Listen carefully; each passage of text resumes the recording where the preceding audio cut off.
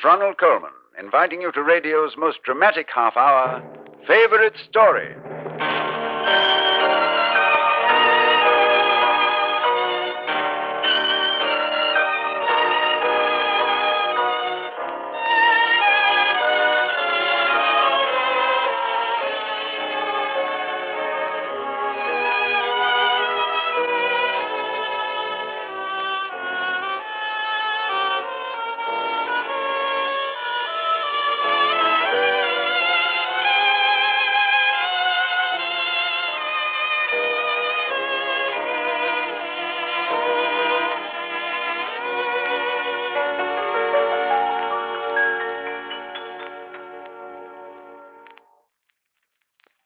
It's Comedy Week on Favorite Story, and we have at hand one of the most charming drawing room farces of all time. It's Oscar Wilde's trivial comedy for serious people, The Importance of Being Earnest.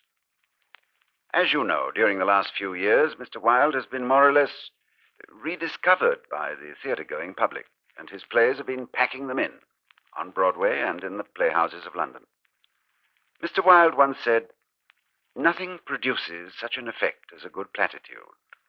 And so his plays are filled with lines we remember and quote. His famous definition of a cynic, for example, as a man who knows the price of everything and the value of nothing. And his very sage comment that in this world there are only two tragedies. One is not getting what one wants, and the other is getting it. Our favorite story selector this week is the most famous woman theatrical director of our time, Miss Margaret Webster. We thought that this celebrated authority on Shakespeare would pick an Elizabethan tragedy as her favorite story. But she did nothing of the kind. She named The Importance of Being Earnest. Here's Act One of our radio dramatization.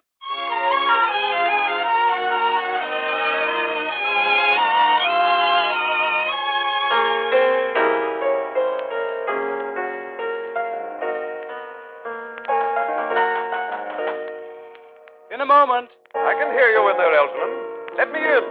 Have the courtesy to let me finish this delicious phrase.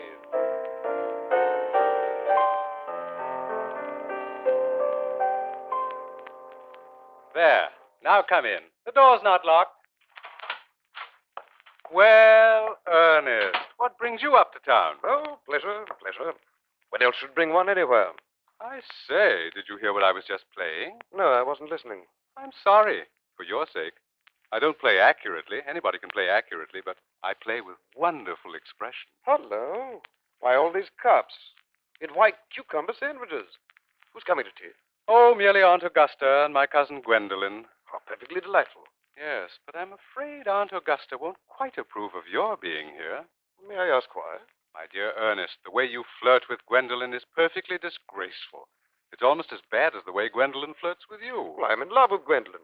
I've come up to town expressly to propose to her. I thought you came up for pleasure. I call that business. How utterly unromantic you are.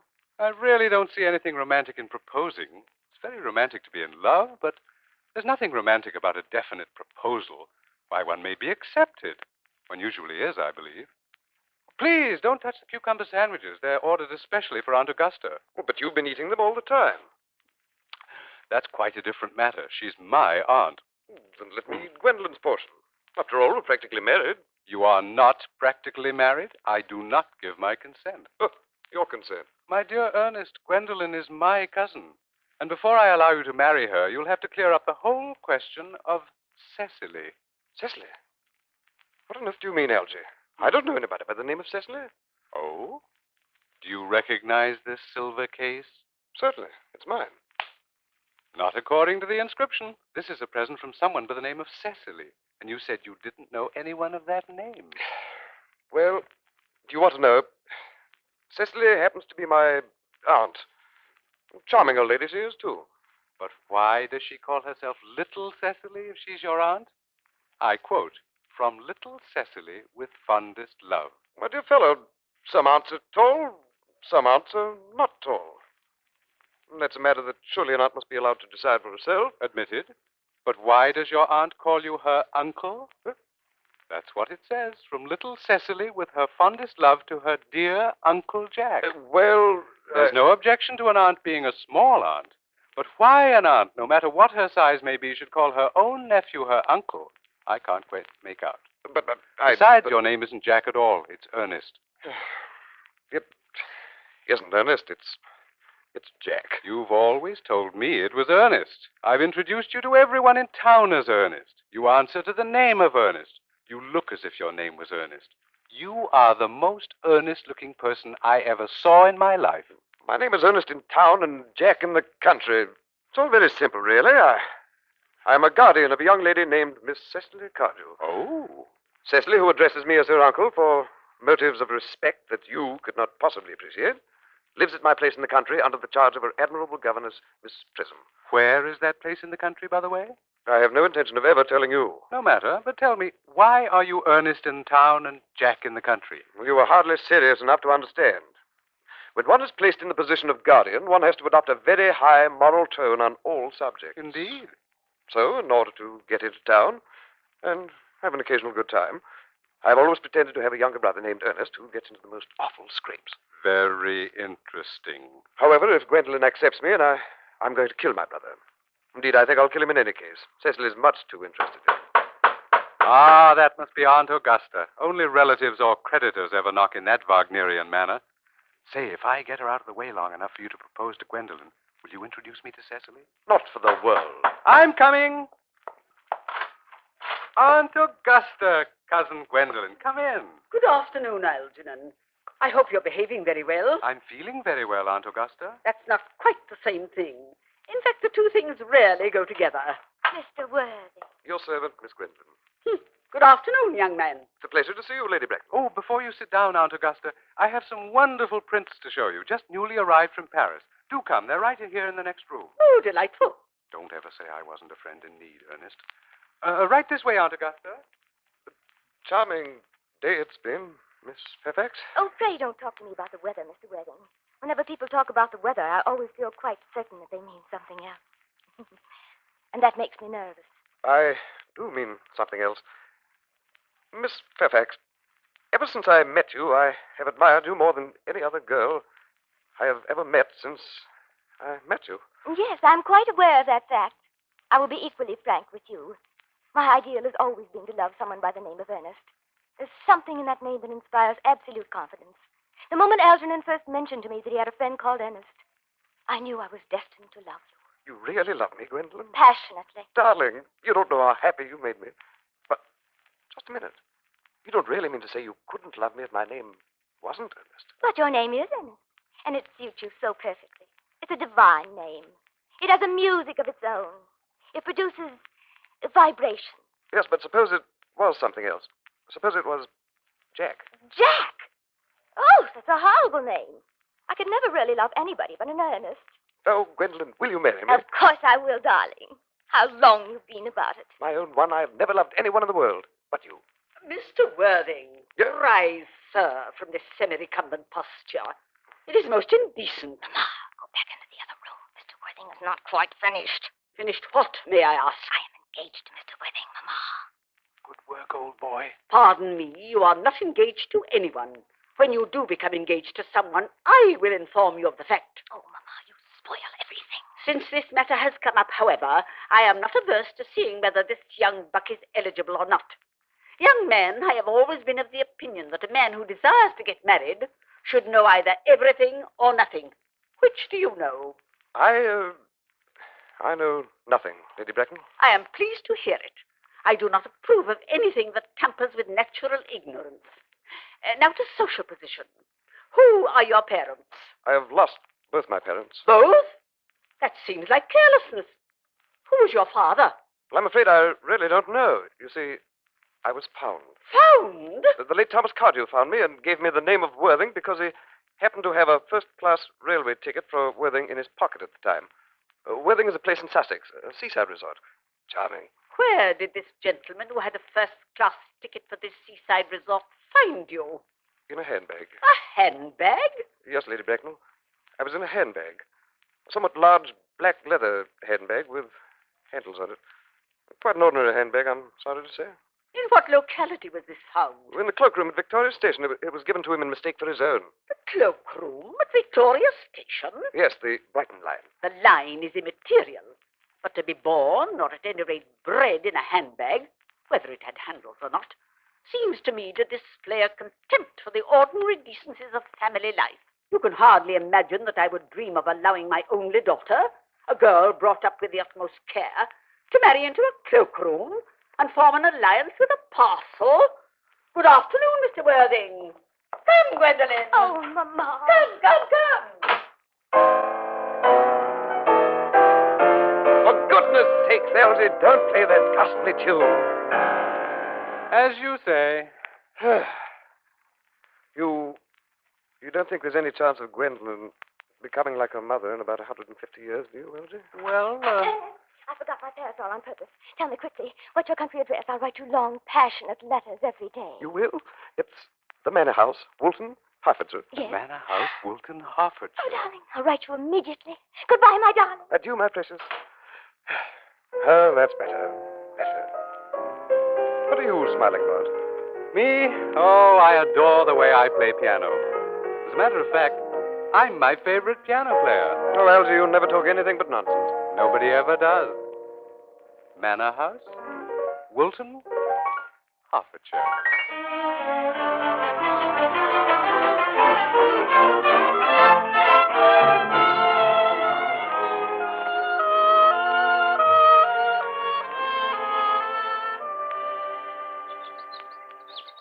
Cecily, study your German lesson. Oh, Miss Prism, I don't know why Uncle Jack wants me to learn German. It isn't at all a becoming language. I look quite plain after my German lesson. Your guardian is a fine, serious young man, and you mustn't worry him, Cecily. Lord knows he has enough trouble with that unfortunate young man, his brother. I wish Uncle Jack would allow that unfortunate young man, his brother, to come down here to the country sometime. We might have a good influence over him, Miss Prism. I am sure you certainly would. You know German and geology and things of that kind influence a man very much. Oh, somebody's at the door. I love answering doors. It's much more fun than studying this horrid German. Cecily, really. Oh, I say, is this the home of Mr. Jack Worthing? Oh, yes, but he's in London and won't return until Monday. I am sorry. I'm his brother, Earnest Worthing. Oh, What's wrong? why, I've never met any really wicked person before. I feel rather frightened. You are my little cousin Cecily, Yes. and one of the prettiest girls I've ever seen. Oh, I don't think you should talk to me like that. Miss Prism never says such things to me. Then Miss Prism is a short-sighted old lady. Shall we take a walk in the garden and get acquainted in a cousinly manner? Yes. Yes, it would be simply divine walking. Cecily? Cecily, child, who was that at the door? Oh, Cecily, where did you go? Miss Prism. Mr. Jack. Miss Prism, would you be so good as to help me with these parcels? Why, Mr. Jack, we didn't expect you back until Monday. Why, sir, whatever are you wearing black for? Oh, I trust these mourning clothes do not betoken some terrible calamity. Yes, Miss Prism. My brother. More shameful debts and extravagances. My brother is dead. Your brother, Earnest, dead. Dead. Dead? Quite dead. What a lesson for him. I trust he will profit by it. Where is Cecily? I must tell her about this sad, sad news.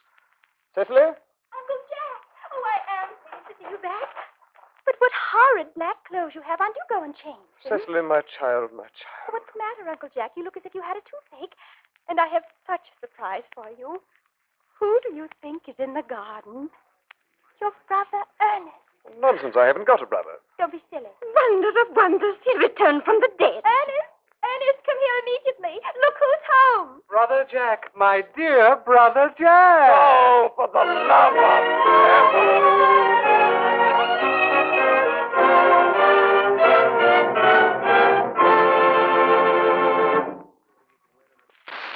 We're ready for Act Two, Margaret Webster's favorite story, The Importance of Being Earnest.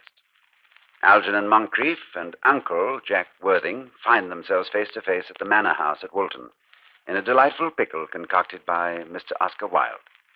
Curtain.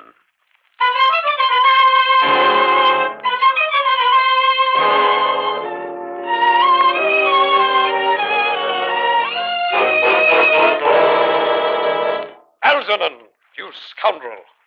Now that the ladies have gone up to dress, I can speak my mind. Get out. Jack, old friend, I appreciate your gracious invitation, and I regret I can only stay a week. A week? You're going back to town on the next train. I'll order the cart. That's quite impossible, old man. You see, I'm quite madly in love with Cecily. You're not to talk about my ward like that. I don't like it. Well, I don't like your clothes. You look perfectly ridiculous in black. Why on earth don't you go up and change? It's so childish to be in mourning for a man who's staying for a whole week with you as your house guest. I call it grotesque. You certainly are not staying with me for a week. You're leaving on the 4:05 train. I certainly won't leave you as long as you're in mourning. It would be most unfriendly. If I were in mourning, you'd stay with me. I should think it very unkind if you didn't. You're a fool. There's no use talking to you. I'm going for the cart. Ernest! Me? Where's Uncle Jack? He's gone to get the cart. He's sending me away. Oh. I'm afraid we must part, Cecily. Oh, it is always painful to part from people one has known for a very brief space of time. The absence of old friends one can endure, even enjoy. But even a momentary separation from anyone to whom one has just been introduced is almost unbearable. Cecily, it's necessary to speak quickly. From the moment I saw you, I knew. I love you. Will you marry me? You silly you, of course. Why, we've been engaged for the last 3 months. For the last 3 months? How did that happen? Well, ever since dear Uncle Jack first confessed to us that he had a younger brother who was very wicked and very bad, I have been in love with you, Ernest. Darling. And when was the engagement actually settled? On the 4th of February last. 4th of February? Worn out by your entire ignorance of my existence, I determined to end the matter one way or the other, and after a long struggle with myself, I accepted you. Naturally. The next day, I bought this little ring. Did I give you this? It's very pretty, isn't it? Yes, you've wonderfully good taste, Ernest. It's the excuse I always give for your leading such a bad life. And then there's the matter of your name. Yes, of course. It's always been a girlish dream of mine to love someone whose name was Ernest. Ernest? There's something in that name that seems to inspire absolute confidence. I pity any poor married woman whose husband is not called Ernest. But, my dear child, you mean to say that you couldn't love me if I had some other name? But what name? Oh, any name you like. Algernon, for instance? Oh, but I don't like the name of Algernon. Algernon is a very good name. Aristocratic. Why, half the chaps who get into bankruptcy court are called Algernon. Seriously, Cecily, if my name was Algy, couldn't you love me? I might respect you, Ernest. I might admire your character. But I fear that I should not be able to give you my undivided attention. Oh, excuse me, Cecily. I want to confer with your local rector regarding a most important christening. I mean, on the most important business. I'll be back in no time. Oh, what an impetuous boy. I must really... Oh, what a busy, busy day. The door again. Why, hello. Good afternoon. Pray allow me to introduce myself. I'm Gwendolyn Fairfax. Won't you come in, Miss Fairfax? I'm Cecily Cardew. Cecily Cardew. What a sweet name. Something tells me we're going to be great friends. I like you already more than I can say. My first impressions of people are never wrong. I feel exactly the same way about you, Gwendolyn. I hope you do not think me rude for asking, dear friend. But are you here on a short visit? Oh, dear, no, I live here. I am Mr. Worthing's ward. Oh? Strange, he never mentioned you. No matter. Ernest is a soul of honor. I beg your pardon, Gwendolyn. Did you say Ernest? Yes. Oh, but it's not Mr. Ernest Worthing who's my guardian. It's his brother, his elder brother, Jack. Ernest never mentioned to me that he had a brother. Oh, I'm sorry to say they've not been on good terms. Oh, that accounts for it. Dearest Gwendolyn, since you are my new friend, I must tell you, Mr. Ernest Worthing is engaged to me. My darling Cecily, I think there must be some slight error. Mr. Ernest Worthing is engaged to me. But he proposed to me just 5 minutes ago. Well, it's certainly very curious. For he asked me to be his wife yesterday afternoon at 5:30. You trapped You him. entangled him. Why, from the moment I saw you, I distrusted you. All I had to do was look at your face and know you were false and deceitful. My first impressions of people are invariably right. What's going on in here? Oh, Gwendolyn. Ernest! My own Ernest. Darling. Just a moment. May I ask if you were engaged to this young lady? What, to dear little Cecily? Of course not. I knew there must be some misunderstanding, Gwendolyn. This is my guardian, Uncle Jack. Jack! Here comes Ernest. Good afternoon, everybody. Cecily, my angel. Just a moment, Ernest. Are you engaged to this young lady? To what young lady? Good heavens, Gwendolyn. Certainly not. I felt there was some slight error, Cecily. The gentleman who is now embracing you is my cousin, Mr. Algernon Moncrief. Algernon. Is that your name? I'm afraid I can't deny it. Oh, and is your name really Jack? I have to admit, it's been Jack for years. But where is Ernest? Well, he doesn't exist. No. I just made him up. Gwendolyn. A gross deception has been practiced on both of us. My poor wounded Cecily. My sweet wronged Gwendolyn. You may call me sister. Oh, this is dreadful. Somebody's at the door. Stop it. We've had enough trouble today, all caused by answering the door. One really must answer doorbells. It's only proper. I'll go. You young scoundrel! Where is my daughter? Oh, heavens, it's my mother. Oh, there you are, Gwendolyn. You are to come home with me at once. Yes, Mother. I'm quite prepared to do that. I was informed of your flight, young lady, by your maid, whose confidence I purchased by means of a small coin. Oh, dear. Thank heavens your father knows nothing of this. He is under the impression that you are attending a lecture at the university on the influence of permanent income on thought. I do not propose to deceive him. Algernon! Good afternoon, Aunt Augusta. What in the world are you doing here? I'm here because I happen to be in love with this beautiful girl. Most indecent. And who is she? Alone here in a house full of men and unchaperoned, I'll wager? Not at all, madam. I have the most proper companion. Dear Miss Prism. Prism? Did you say Miss Prism? Yes. Is this Miss Prism a female of repellent aspect, remotely connected with education? She is, madam. I've been hunting for that woman for 28 years. Let her be sent for immediately. Certainly. Miss Prism, would you come in here, please? What's this all about? Oh, the hanged if I know. You called Cecily? Prism! Oh, Lady Bracknell. Prism, look at me. Where is that baby? Baby? Baby? 28 years ago, Prism, you left Lord Bracknell's house, number 104 Upper Grosvenor Street, in charge of a perambulator that contained a baby of the male sex. You never returned. Prism, where is that baby? Lady Bracknell, I admit with shame I do not know. On the day that you mention, I took the baby out in its perambulator. I had also with me a somewhat old handbag. Handbag? In a moment of abstraction, I placed a book in the perambulator and the baby in the handbag. Where did you leave the handbag? I checked it momentarily in the cloakroom of the Victoria Station in London. The Brighton line? Yes. How did you know? Miss Prism, pay very close attention. Here in this closet is something I want you to identify. Miss Prism, is this the handbag? Answer carefully. A great deal depends on it. It seems to be mine. Yes, here is an injury it received through the upsetting of a Gower Street omnibus in younger and happier days. And see here my initials. Oh, I'm delighted to have this bag restored to me. Miss Prism, more is restored to you than this handbag. I was the baby you placed in it. You? Yes. Mother? Mr. Worthy, I am a spinster, if you please. Lady Bracknell can tell you who you really are. Lady Bracknell? I'm afraid that the news I have to give you, young man, will not altogether please you. Huh? You are the son of my poor sister, Mrs. Moncrief, and consequently Algernon's elder brother. Mine? Algy's elder brother. Then I have a brother after all. Everybody meet my brother. Algy, you scoundrel, you never behaved like a brother to me in all your life. I admit that, old boy. Not until today. Aunt Augusta, tell me one thing quickly. Was I christened? Of course, in the most lavish fashion. What name was I given? Let me think. Being the eldest son, you were naturally christened after your father. What was my father's name? I'm trying to think what the general's name was. It was a most revolting name. I recall I never liked it. Oh, I remember.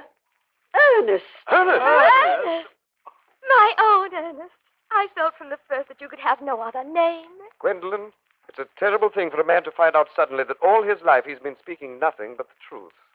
Can you forgive me? I can, for I feel that you are sure to change. My darling. My nephew, you seem to be displaying signs of triviality. On the contrary, Aunt Augusta, I've now realized for the first time in my life the vital importance of being earnest.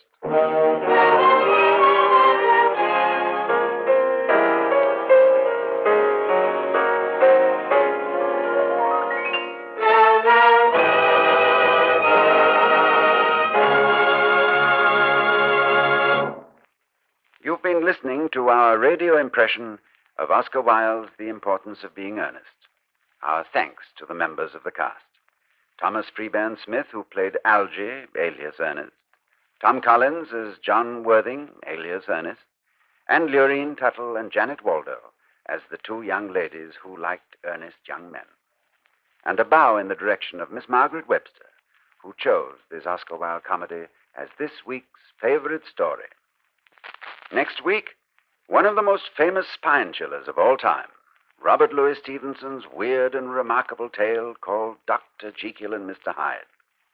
It was chosen for you by the world-famous motion picture director, that expert on thrills, Mr. Alfred Hitchcock. We hope you'll be listening.